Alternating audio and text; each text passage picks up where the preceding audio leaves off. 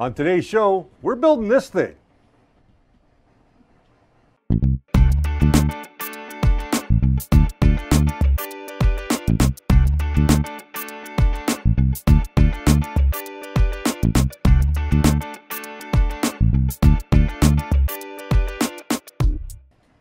Hey, welcome to The First Layer. My name's Richard Cleveland, and you guys know me. I'm here every week with you, 3 times a week. And with me today, who's not on the controls, is Jess. And Jess brought by her big old dragon. And she said, Rich, I need help. I did not. I don't know how to put it together and make it look good. Can you help me? So inept. Well, here's what she did. Let's start with throwing a little shade on her. What? Contact cement is not a good adhesive for PLA. I didn't have any glue because somebody kept it when we came back from Penticton. Somebody also bought it all. Fair. You gave me a tube though. Yes, but that tube leaked all over. You gave me 2 tubes, one of which leaked all over. Right. I still have one of them. That's true. I do still have one of them. So oh, you, well. You plundered the gift that you gave me. I did plunder the gift that I gave you. Okay, so. Pirate games. Yes. So we have a model by Emilio Vit, right? Mm-hmm. This comes from Emilio. And we are first and foremost going to have a look at how all the pieces fit together. And we'll start with the tail section over here. It does have a little Khaleesi with it, but I prefer the dragons to the ladies personally, so I didn't print her. So we can see right away, and I'll just go up to the upper camera here. We can see right away that we've got a little bit of a gap here. So what we want to do is either clean out the mating hole, or it's usually easier to grind down some of the tab that goes into it. So what you're saying is you need to grind the male end We're going to grind the male end. and rub out the female end? That's right.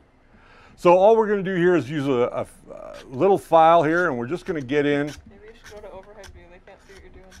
They can't see because I got a big piece of dragon in my way. You have a chest in your way. I have a chest in my way.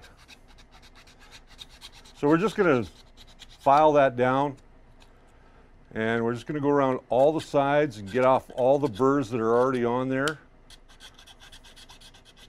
from a previous attempt at, I think, at maybe gluing it together. Nope. No? Nope. Or this was a previous attempt at trying to clean it up. I never even tried. I just took the side cutters and pulled off what I could and then forgot. Ah, there you go. Welcome to my life. Now, we've cleaned that up a little bit. We're going to try and mate that up again and see if we've still got a problem. And yes, we do. We still have a problem. Now, we can fix this problem one of 2 ways.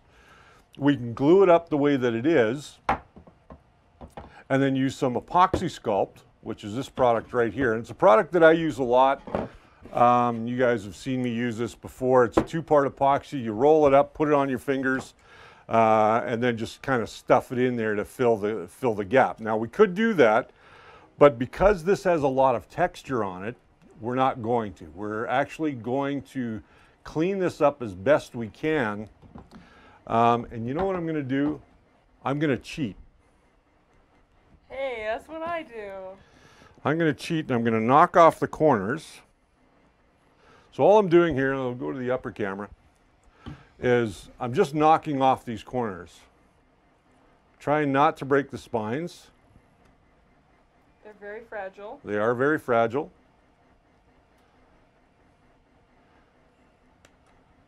Now, apparently this is a dragon from Game of Thrones, am I right? Mm-hmm. I've never seen Game of Thrones, so I don't know what even Game of Thrones is about, other than dragons. And No. Jason Momoa was in it. It's not about dragons. It's not about dragons? No. So tell the folks what it's all about for those that don't know. Politics.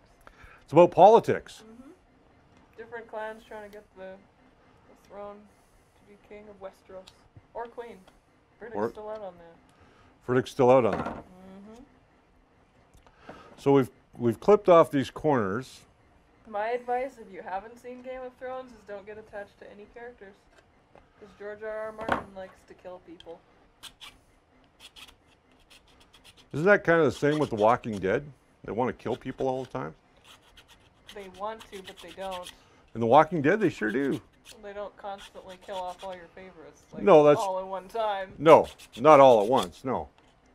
So all I'm doing here now is I'm just going to sand those down a little bit using the file and just kind of test fit it one more time, see where we're at.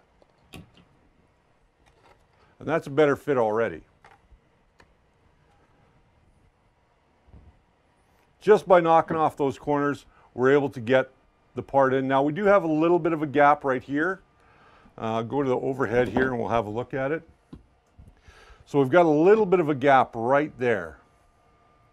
I don't know how well you guys can see that, but we will fill that in. We may actually be able to come back and clean that up just a little bit more. So what Jess is doing now is she's just going through and cleaning up a little bit of her model. I'm cutting off all the corners of the nail ends. Are you? Oh, we lost the spine. I did Dremel this piece. So we lost the spine, so we are going to glue that back into place when we're ready for it. You didn't even break just the tip. No, it snapped right off. I just put my finger against it. The full thing, not just the tip, folks. That's it. So He put his finger on the whole thing. that's it. Not just the tip, the whole thing. Now, for some reason, this doesn't want to mate completely. I can probably get that fit a little bit better by using side cutters. Oh, and by the way, on the controls today is a very special guest. His name is Madison. Madison is working the controls today. He's a very, very good friend of mine. He is my Marine counterpart from all of the conventions that we've been to. Now, this dragon has a stubby tail. Are they supposed to have a stubby tail? No, but that's the way It was modeled. it was modeled. Okay. I mean, it's possible. I never really paid attention to their tails. Can I borrow that just for 1 second? I always Thanks. look at the faces. We need another pair of those. In my box down there, we have another pair. I don't want to go rummaging around in your box. Sorry, friend. Yes, you do. My tickle trunk has a lot of good stuff in it. Hee hee. Okay, so I've opened that up a little bit more. And I'll just do one more test fit here. And that actually goes together a lot better now, just by taking off that little bit of material. Oh my goodness, puzzle pieces. I might actually shape this a little bit more too. What is a puzzle? Oh my goodness. Doy, haven't had enough coffee today. Do you know how that goes together? I got it now. I figured it out. Sorry. And how tight is the joint there? Not tight enough, baby. This is a family show. Hey, I said nothing. Everything that I say, you take out of context. Geez, I wonder why. We don't talk about it.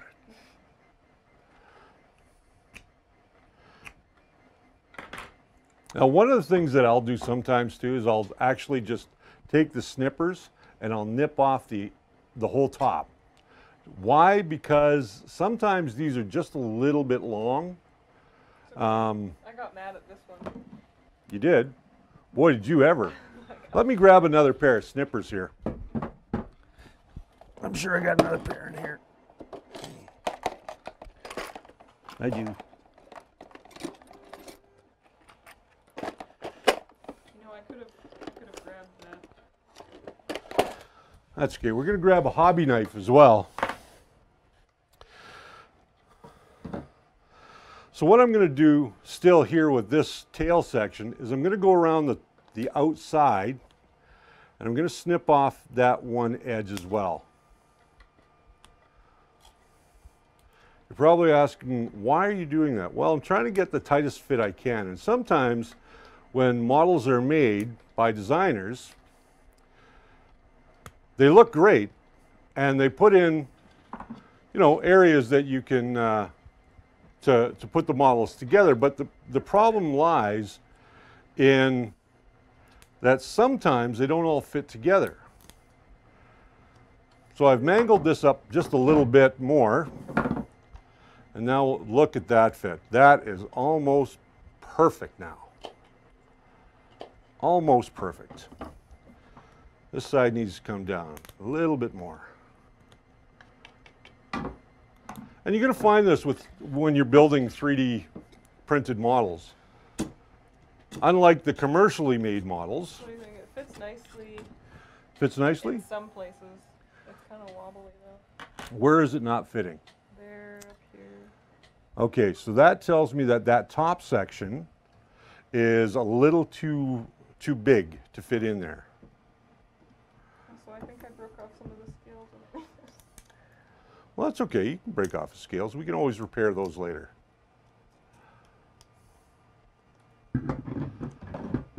And you can see what I'm doing here is I'm actually mangling the whole top of this. Oh, like I did? Yeah. Okay.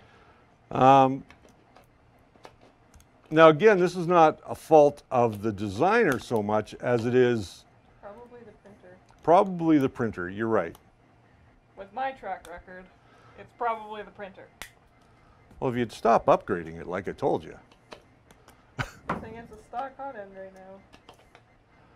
Okay, so we've taken out a bit of material there. Snip that down a little bit because we don't need it.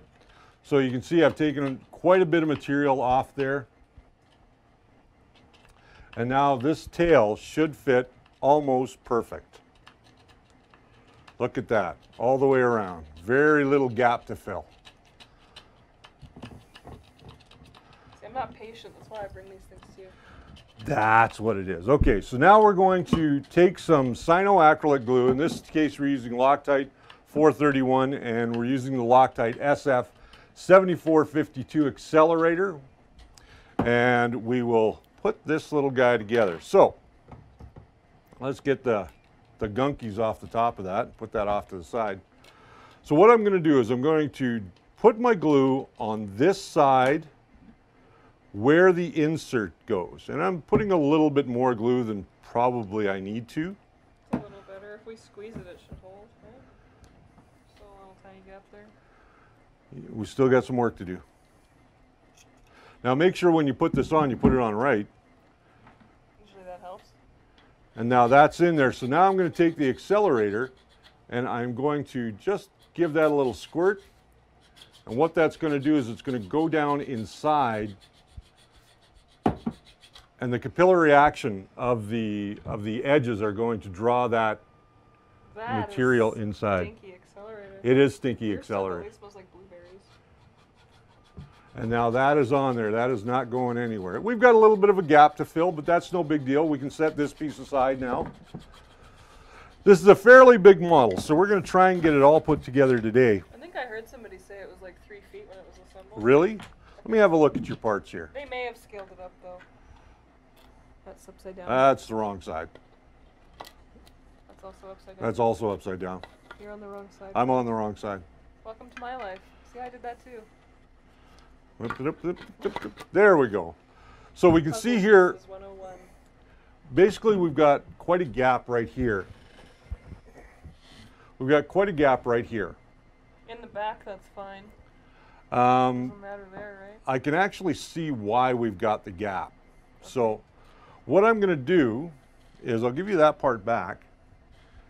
And this is the area right here that we have to get rid of. We're actually going to get rid of that area. So I'm going to chop it down a little bit more.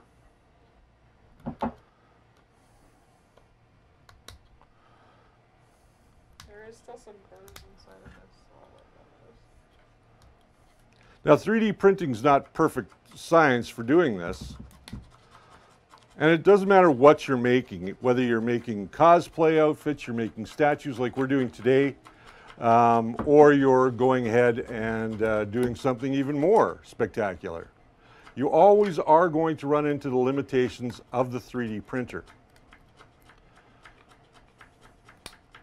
There we go.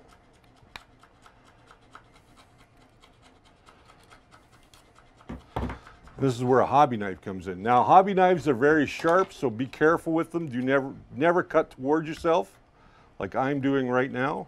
Do as I say, not as I do. That's right. And all I'm doing is I'm just trying to get in there and get that little piece of material out. There we go. We're going to do the same thing over here. And this allows me to get right nice and tight to the edge.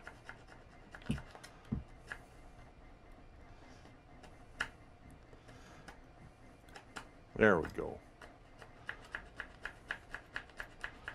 Now again, we have a lot of glue surface here all the way around, so I'm not too worried about not having enough of a peg to go in there.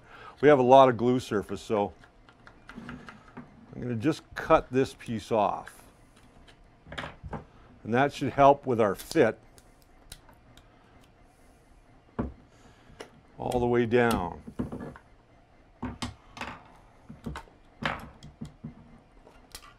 There we go. So all I've done is I just cut that piece of the tab off, and you'll run into this when you're doing 3D models. It's just nature of the game. We'll see how much of a ridge we got there. It doesn't look like we've got much of a ridge at all. So now we're going to try and fit this piece one more time.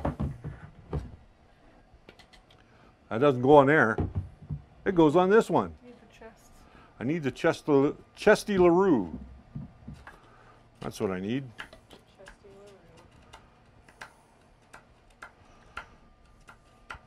Now we fixed some of the gap, but I can see where we're having more issues.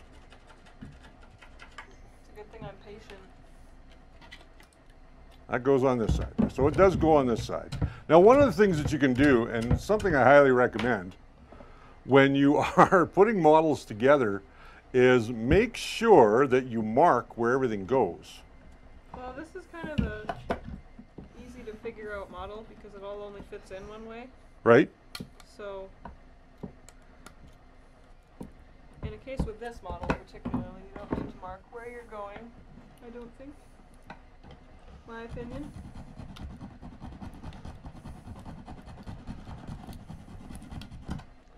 So now we're just going to clean this up a little bit. This could be causing some of my problems right here.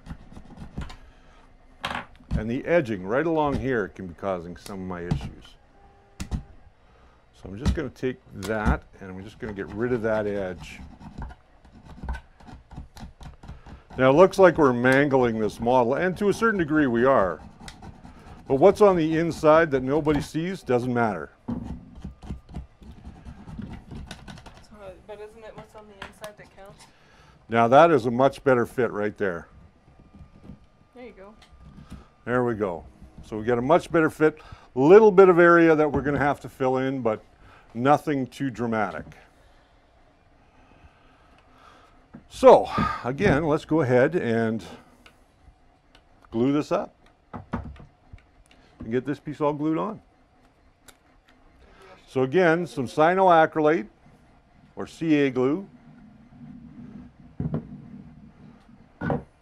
Put some down in the hole along the walls.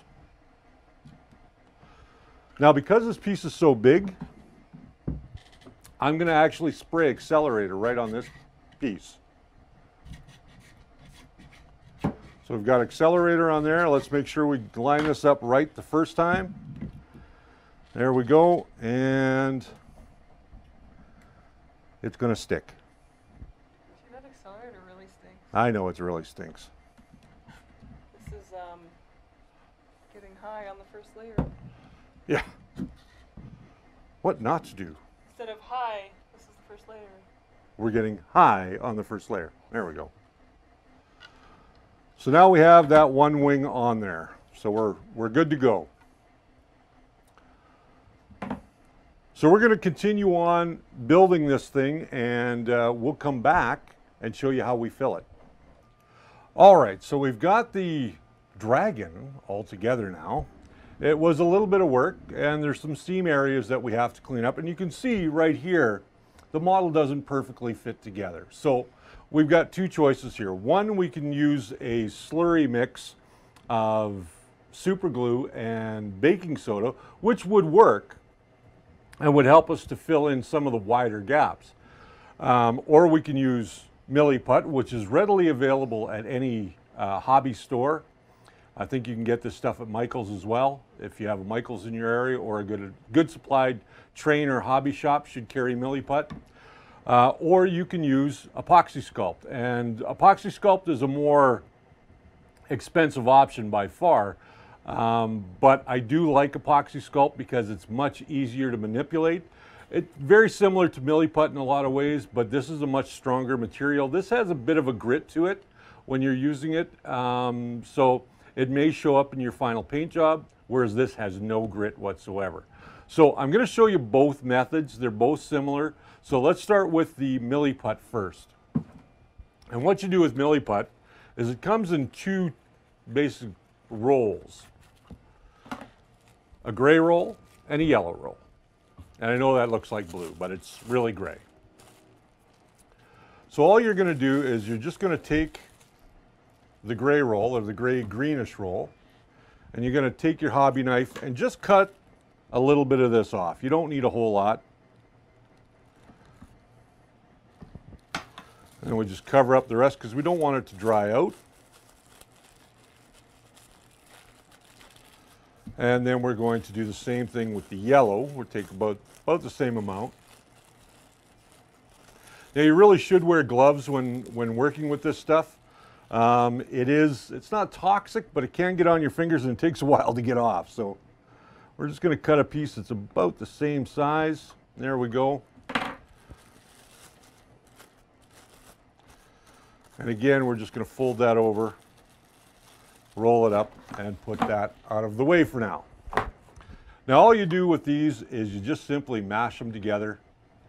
Go to the overheads here so you guys can see what I'm doing. You just mash them together.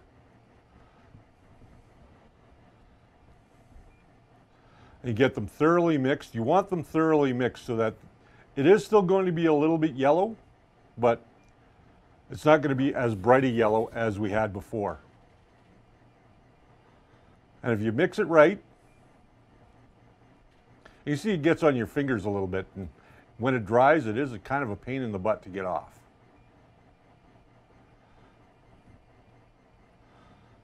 So there we go. We're fully mixed now. We'll just roll that into a nice little sausage roll. And I have a piece of glass here with some rubber feet on it, which I like to use just for this purpose,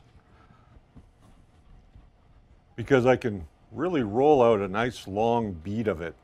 And then when it comes off like so, all you're simply going to do is take your sculpting tools, and these are Wax Carver set of 12 stainless steel DD number 312s, which you can get on Amazon, and we'll put a link down below for you. And we'll find the right tool that we want to use, and I think we're going to use, there was another tool on this table that obviously went away. Nope, one of these. Looks just like this. Where did you put it, Mr. Cleveland? Bet you it's on the ground in front of the desk.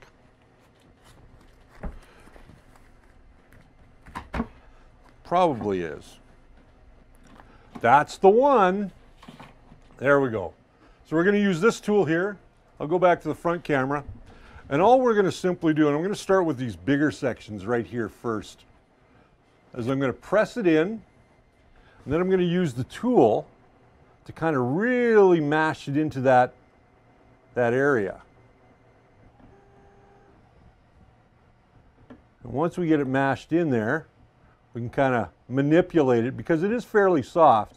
This stuff will set up a little bit faster than the epoxy sculpt, but it is still a very good product to use to get general filling. I like to use the epoxy sculpt afterwards because then it gives me a much more smoother finish. So I'm going to tuck this right down in there. You guys can see that. Let me go to the upper camera here and you guys can probably see that a little bit better. So all I'm doing is I'm taking that little bead and I'm showing young Jess here, who's wandering away again, how we go about doing that. And then, so that way when Jess gets home, she knows how to do it. And we're just mashing this stuff in there. We're trying to keep it as level as we can, but we are mashing it into that big seam.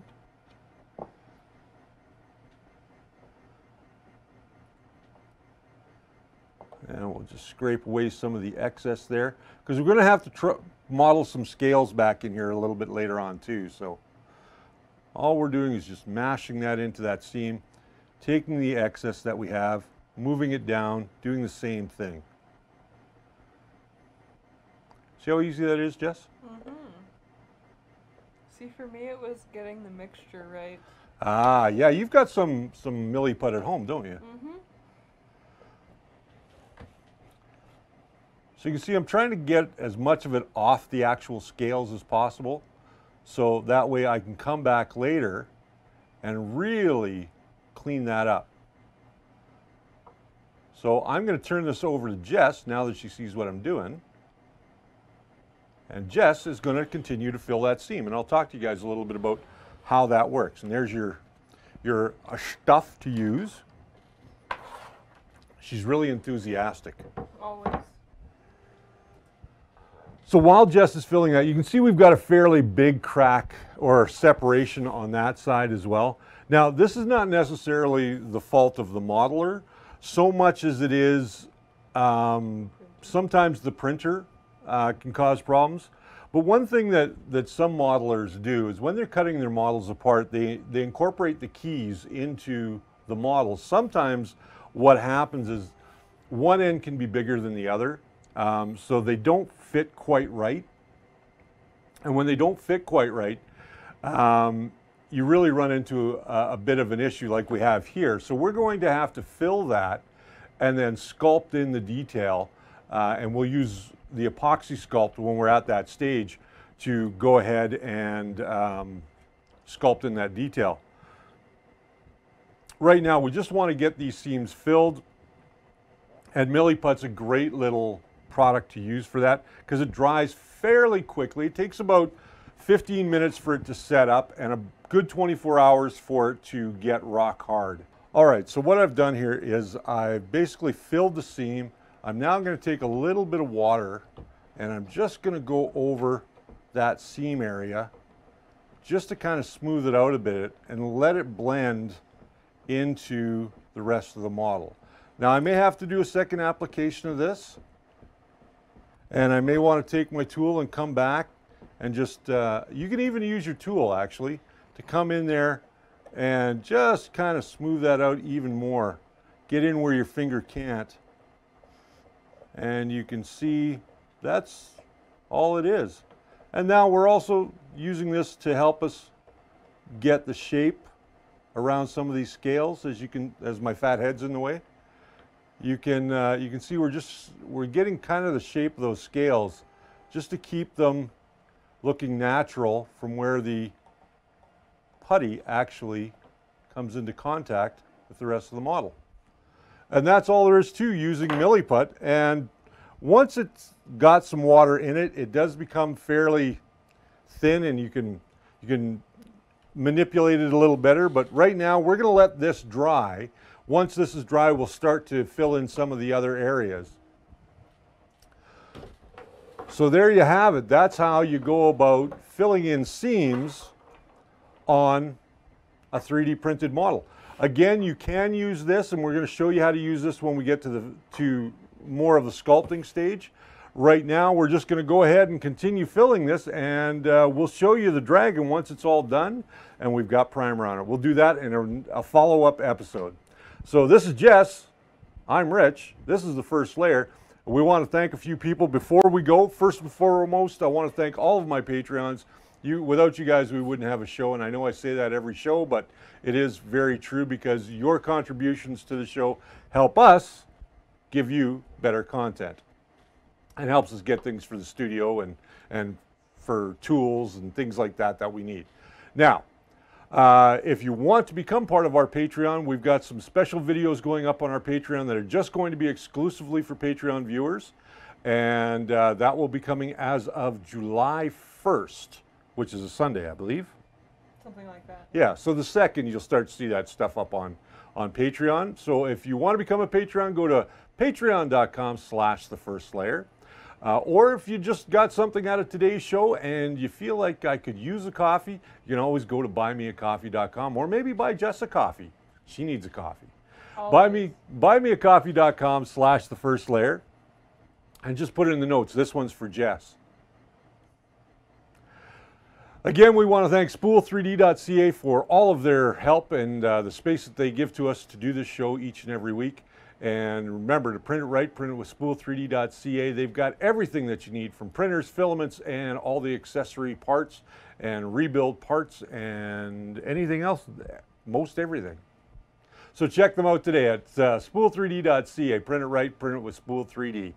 And big shout out to Madison on the controls over there. It's his first day. He came in for a measuring for his helmet, which we'll probably talk about at some point. Yeah, in an upcoming episode, we're going to talk about how to shape the helmet to fit somebody's head. Yeah. That'll be coming up in a later episode. Yes. What else do we got to do?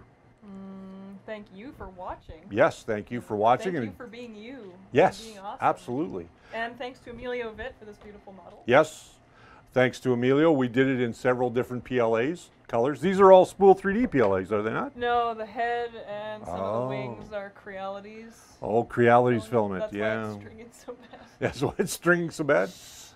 We don't talk about it. We don't talk about that. It's like the ugly red-headed stepchild. We don't talk about it. So we're going to go and continue filling all the seams on this guy. Remember, you guys have yourselves a great day. You're fantastic. Be fantastic to somebody else as well.